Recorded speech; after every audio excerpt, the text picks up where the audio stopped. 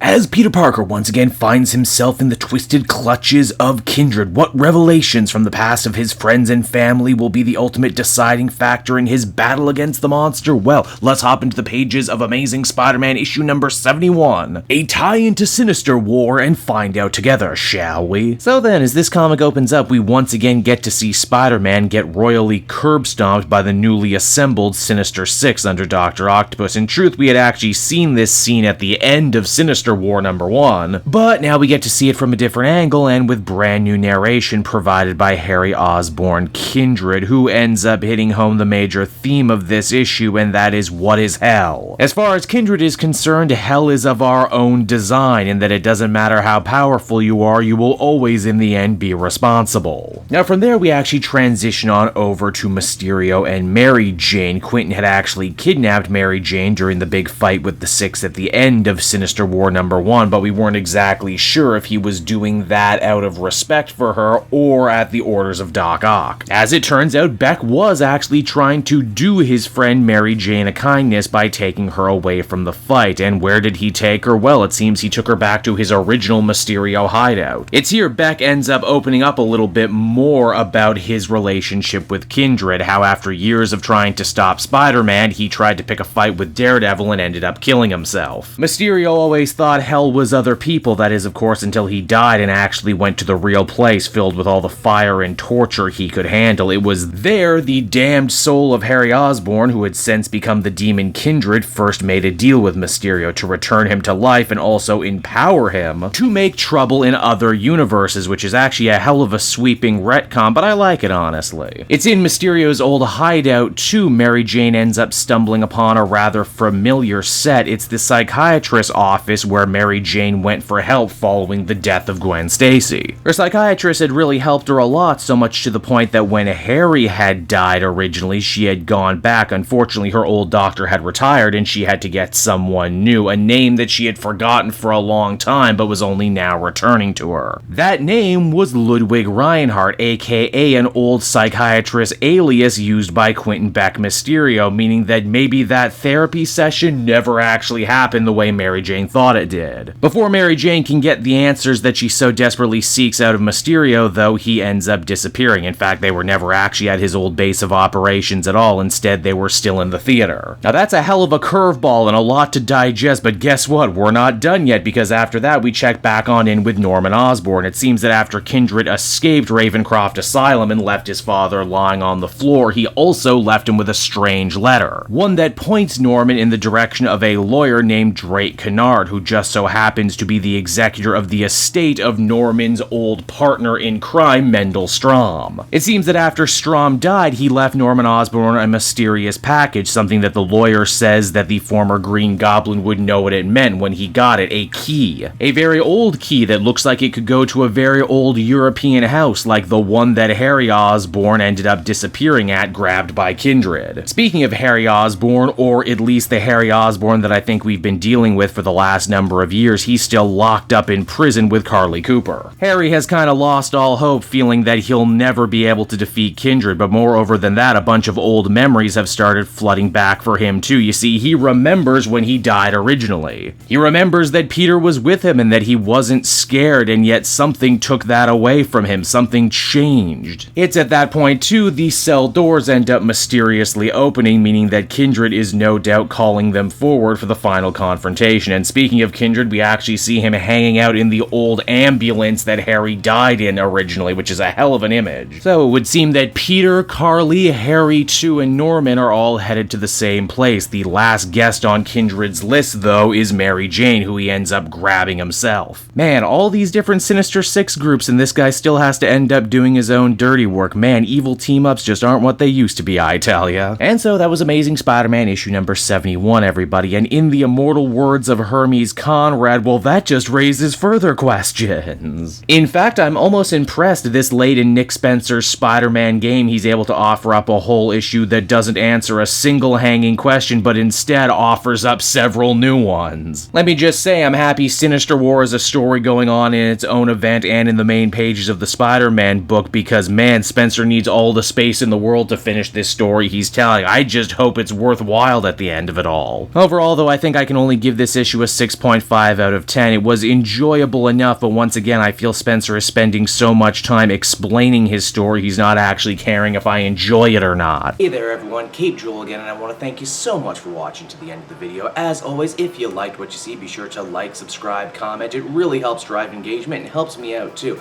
Also, if you are a patron, which you can become for as little as $1 a month, you will get exclusive content that no one else can ever see, and you'll get to see the Comic Multiverse podcast before anyone else too. You can check out all this and more down in the description. And until next time everyone, this has been Cape Joel, and I'll see you all next time. Cheers.